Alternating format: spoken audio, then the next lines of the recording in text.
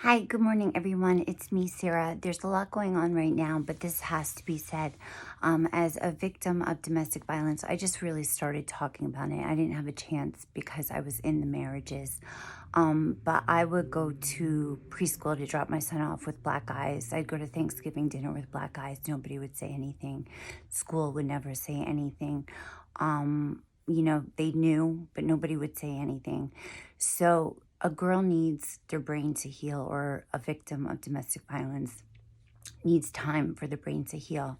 So I come from a workaholic family, that's okay. They work, they work a lot, and they, have great success, which is good for them. But I've been abused since 2001, and coming from an NYU psychology degree, my brain has not been able to take in everything completely.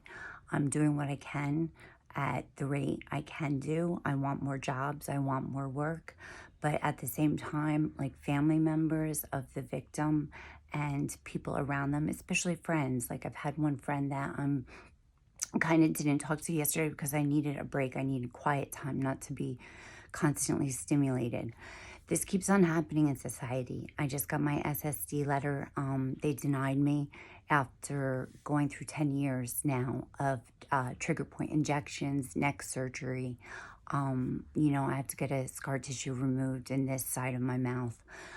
This is not a joke. Like, people treat it like women should just move on after the man is removed from the house.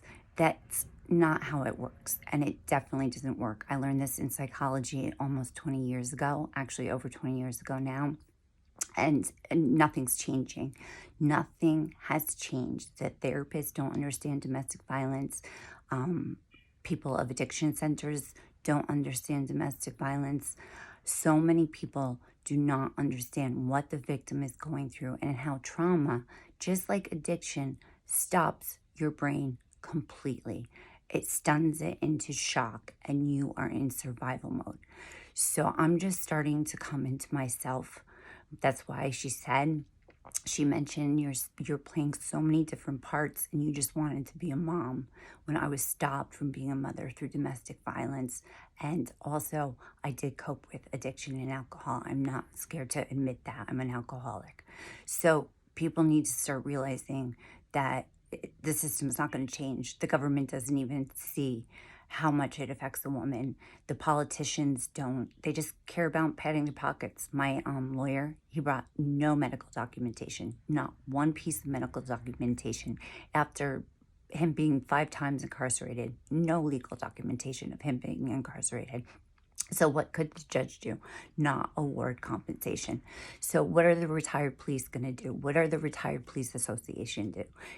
There's all this domestic violence awareness, but when it really comes down to it, nobody's really working hard for the victims and letting them heal.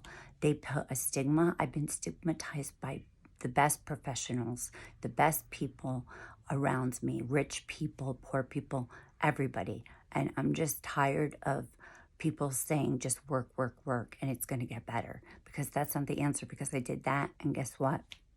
It didn't help the problem. So anyways, that's my thing for today. I'll go back to comedy soon, but it needs to be said. All right. Have a great day, everybody.